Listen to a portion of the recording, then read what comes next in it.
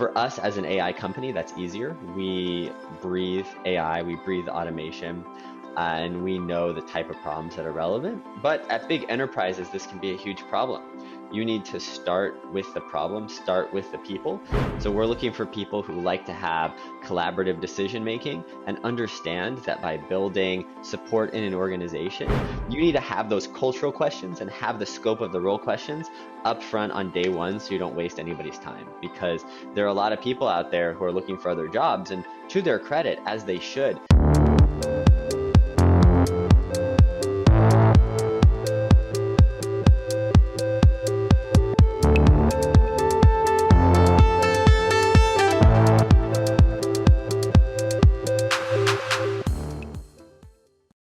We are here with Ben Ziomek, CTO of Actuate, a super disruptive company that uses AI to make any public space safer by turning any camera into a smart camera that immediately detects the threats. Ben has been recognized in Forbes 30 Under 30 as an entrepreneur focused on AI product development and the commercialization of technology globally. Honored to have him with us today. Ben, thanks so much for being with us.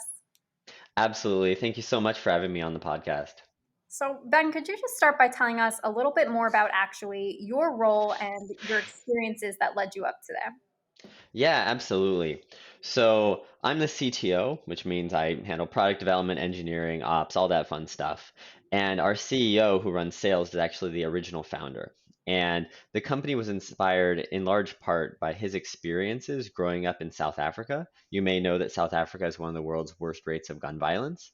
And unfortunately, he's been exposed to some of those incidents. And so his family moved to the US, and then he signed up as a US Marine, but didn't want to be a lifer, got out, and that's how we got connected. We went to the same business school. And when Sonny came to chat with me about his idea of using cameras to instantly detect threats, I was really, really excited. While I haven't served, both my parents are US government officers, and I grew up overseas under Marine protection. And so Sonny and I both instantly understood um, how technology can keep people safe and allow them to live better lives. So that conversation was a few years ago. We started with gun detection, but as you can imagine, during the pandemic, the one of the few silver linings was that gun violence just wasn't a top concern for a few months. And so Mhm. as a firm, we took a step back and said, are we a gun detection company? Do we want to put everything on hold as the pandemic proceeds? Or do we want to try something new? And we concluded that in 2020, there were a ton of things that people need to be kept safe from. Through the spring and the summer, we retooled the technology. We built new features like people detection, social distancing validation, PPE such as masks, and now, of course, we do like hard hats. And that's been really, really successful. We've continued to grow into the broader camera automation and safety and security space. Now, safety and health is a big segment for us, working on things like left objects and slip and falls. And so we've continued to grow our team and raise money to support that mission. That's an amazing journey for how you guys started. So, thank you so much for sharing that. Well, saw one of your LinkedIn posts where you mentioned a successful artificial intelligence initiative is as much about the people as it is about the technology. Could you unpack this a little bit more? What are the key characteristics you uphold within your team that you think are attractive to the type of talent you're looking to bring on? Yeah, absolutely. I think the key thing with any automation program is you have to remember the meaning of automation. That doesn't mean that you're going to build some really cool model. Maybe it performs really well, but it's just a toy. You need to start a program knowing very, very clearly that this is the problem that's currently run by people that we want to automate. And even more importantly, these are the stakeholders that will support that automation process. If you have the best data science team in the world, but they're working in a silo, the people who run the business doesn't understand what they're doing, they're not supportive of them, then you're just going to burn a lot of money paying these guys, but nothing's going to happen. And so the way we operate and the way we work with our customers is to first identify the pain that a business decision maker is having. For us, that means that they have to have a ton of security guards on staff. Maybe those guys are expensive. Maybe they're trying to watch hundreds of different TVs at once and they just can't do it effectively. And so when you have a problem that crisply defined, you can bring a data science team or an AI product in and have them collaborate to solve something that's really, really exciting. And I think for us as an AI company, that's easier. We breathe AI, we breathe automation, and we know the type of problems that are relevant. But at big enterprises, this can be a huge problem. You need to start with the problem, start with the people, and then the technology is there. As long as you have smart people who can code it, it's going to happen once the problem is identified. And I think too many firms start the other way around. I think that's a great piece of advice because one of those big conversations around the great resignation right now is people want to be part of something. They want to feel like they're growing with something. They want to feel like they're tackling something that has purpose. So to be able to maximize and really articulate that problem that speaks to the people that are like, yeah, this is what I want to be a part of solving is great. What is Actuate doing in your hiring and recruitment process right now to really attract competitive talent, whether that's competitions or how you're developing your culture or growth or perks or benefits? Yeah, absolutely. I mean, I think these days, in terms of the easy stuff like perks, benefits, compensation, etc., you just have to be competitive. That's easy. We're venture funded, so we can say stuff like that, but we always try and give people really competitive packages for their level of seniority.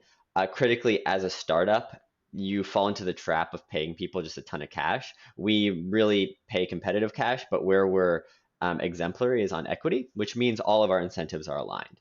But there are a lot of places you can go and get paid a lot of money and get a lot of equity. And so for us, it's been about finding people who fit the culture and have a real can do attitude.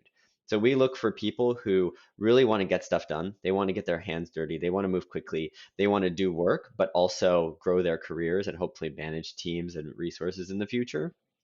Um, and they want to do this while not working in a command and control culture. So we're looking for people who like to have collaborative decision making and understand that by building support in an organization, while it can feel like a delay up front, it really can help you to move faster because then everybody's bought in, everybody's agreed on day one, and you don't have to revisit those decisions, such as you often have to do when one person is making a call that might just turn out to be wrong because they didn't have the right people in the room. And we look for people who have both of those drives in what they're looking for. And what would you believe right now are the top hiring challenges facing CTOs in 2022, and where can they even begin combating these issues? Yeah, I think obviously it's pipeline. Pipeline is by far the hardest because there's a lot of people out there, but a lot of them are really, really specific in what they're looking for. And I think for us, it's really important to make sure that there's a fit early on in the process.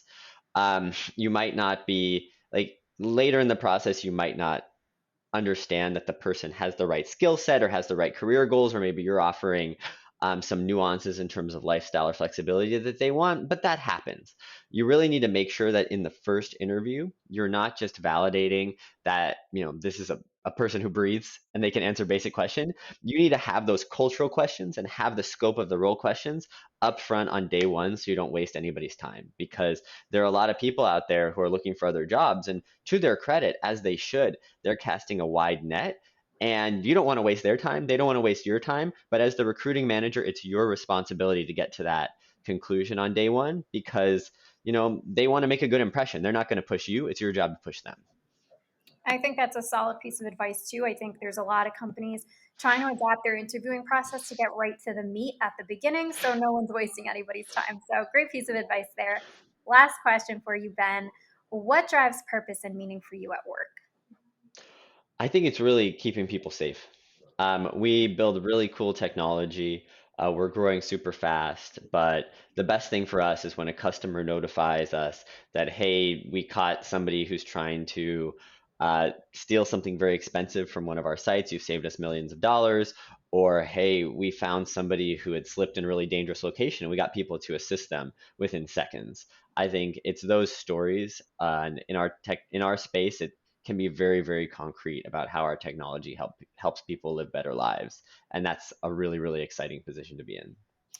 Ben, thank you so much for being on with us today. We appreciate you sharing all of that. And thank you all for listening to Architects of Contemporary Hiring. Awesome. Thank you so much.